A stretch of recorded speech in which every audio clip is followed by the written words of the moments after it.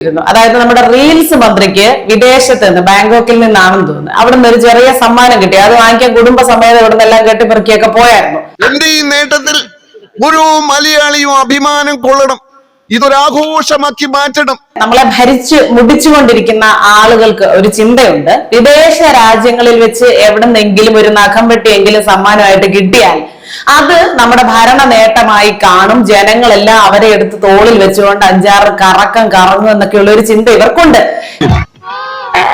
അതിനോട് സമാനമായിട്ടുള്ള ഒരു സംഭവമാണ് മേയർ ആര്യ രാജേന്ദ്രന്റെ കാര്യത്തിലും ഉണ്ടായിരിക്കുന്നത്. ആരാധകരെ കണ്ട ഒരു ഇന്ത്യൻ സംഘടന UK-യില് ഒരു ഹാള് വാടകയ്ക്കെടുത്ത് ഒരു പരിപാടി നടത്തി അവിടെ വെച്ച് ഒരു സമ്മാനം കൊടുത്തു. ആ സമ്മാനത്തിന്റെ പേരിൽ സൈബറിടത്തെല്ലാം ഈ കമ്മികളെല്ലാം വല്ലാതെ നെകളിക്കുകയാണ്. അതായത് ഇനി കേരളം ലോകത്തൊന്നാമതായി, കേരളത്തെ ലോകത്തിന്റെ നെറുകയിൽ എത്തിച്ചു മേയർ ആര്യ രാജേന്ദ്രൻ എന്നുള്ള ലോകത്തെ ഏറ്റവും പ്രായം കുറഞ്ഞ കോമഡിയാണ് അവരിപ്പോ ആഘോഷിച്ചുകൊണ്ടിരിക്കുന്നത്.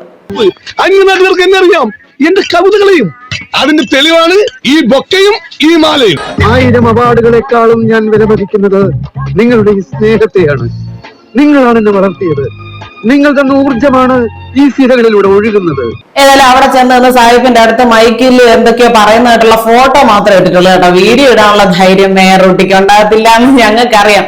നീ ഇത്രയും ഭയങ്കരനായ വിവരം ഞാൻ ഇവരുടെ ഈ അല്പത്തരം എന്നിവരെ നിർത്തുന്നുവോ, ഇവരുടെ ഈ പ്രഹസനം എന്നിവരെ നിർത്തുന്നുവോ, അന്നേ ഈ നാട് രക്ഷപ്പെടുകയുള്ളൂ. എല്ലാവിധത്തിലുള്ള അനുഭവങ്ങളിലൂടെയും കടന്നു പോകുമ്പോഴാണ് ഒരു മനുഷ്യ ജീവിതം പൂർണ്ണമാവുന്നത്.